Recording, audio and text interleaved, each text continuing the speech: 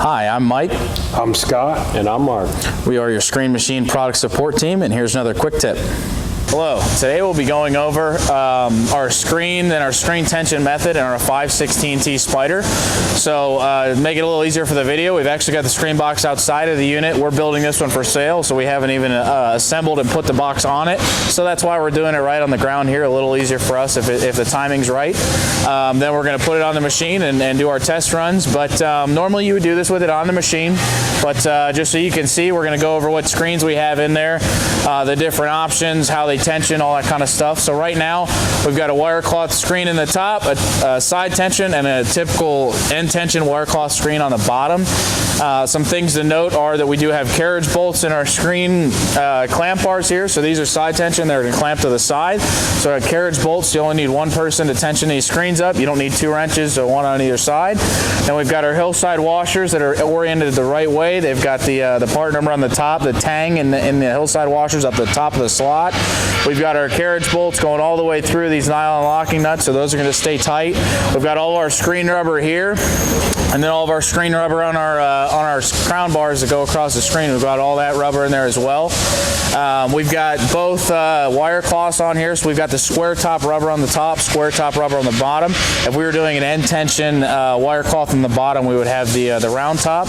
But so we've got these side tension.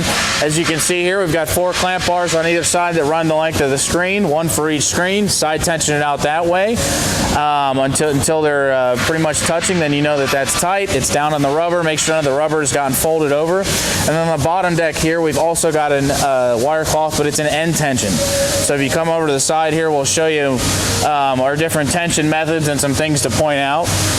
So like I said, on the side tension, you can see how it tensions up there. You don't need a wrench on the inside. You just tension it right from the outside here with these hillside washers. Make sure the part number and the tang is also in the top of the slot when you're tightening these up to keep them nice and tight.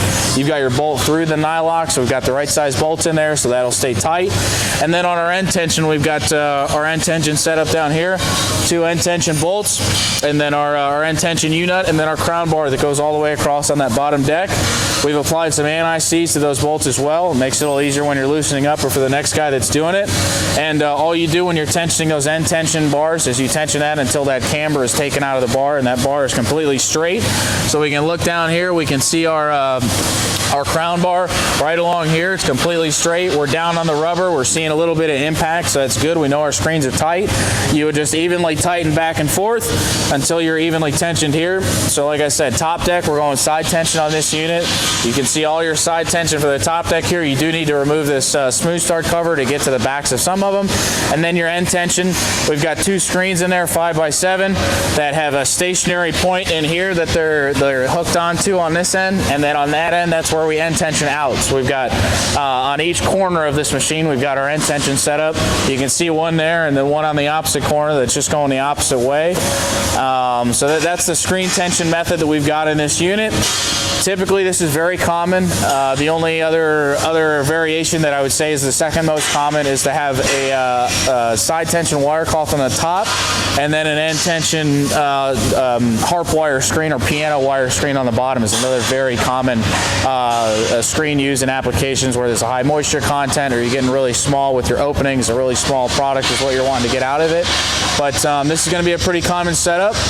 We're going to get this in this machine, do our run test on it, and get it sent down the road.